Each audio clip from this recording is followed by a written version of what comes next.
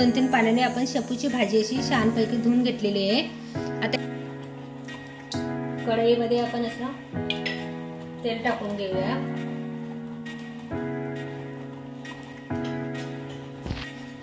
बारीक असं कापलेला आपण असं कांदा घेतलेला आहे, 7-8 लसूण पाकळ्या घेतलेल्या आहे, 3-4 मिरच्या घेतलेल्या आहे। आता आपण कढईमध्ये छानपैकी आपलं तेल तापलेलं आहे, थोडंसं जिरं टाकून घेऊया। लसूणच्या पाकळ्या आपण कुटून घेतल्या टाकून घेऊया।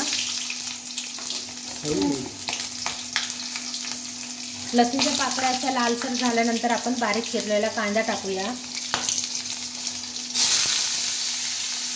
अशा प्रकारे आपण कांदा आता बारीक चिरलेला कापून घेतलेला टाकून घेतलाय।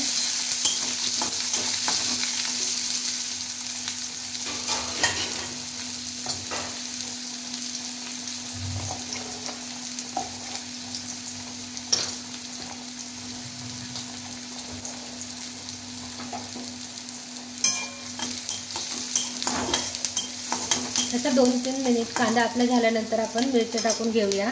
थोडा कांदा झाल्यानंतर मिरच्या टाकून घेऊया, नाहीतर मग मिरच्या अशा चांगल्या प्रकारे होत नाही तेलामध्ये।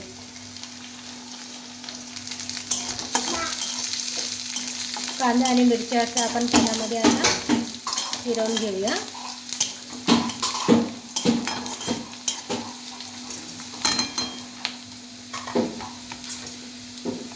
शेपूची भाजी अशी बारीक चिरून घ्यायची आहे।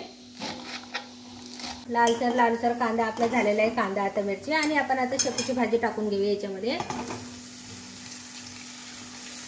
बारीक चिरलेली शेपूची भाजी आपण अशी टाकून घेतलेली आहे आणि याला मस्तपैकी अशी मिक्स करून घेऊया।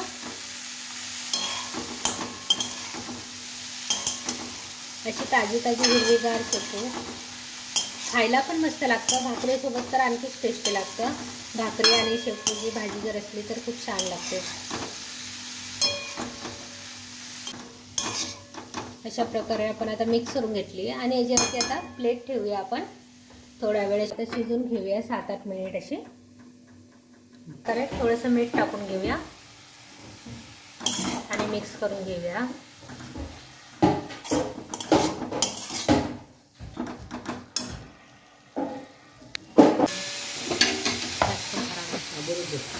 अशा प्रकारे आता आपली भाजी तयार आहे। शेपूची भाजी बनवून अशी आपण 7-8 मिनिट तिला शिजवून घेतलेली आहे।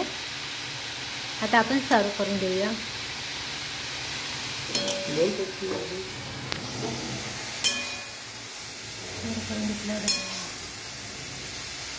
अशा प्रकारे आपली शेपूची भाजी अशी तयार आहे। तुम्ही पण नक्की बनवून बघा आणि चॅनलला सबस्क्राईब, लाईक आणि शेअर करायला विसरू नका।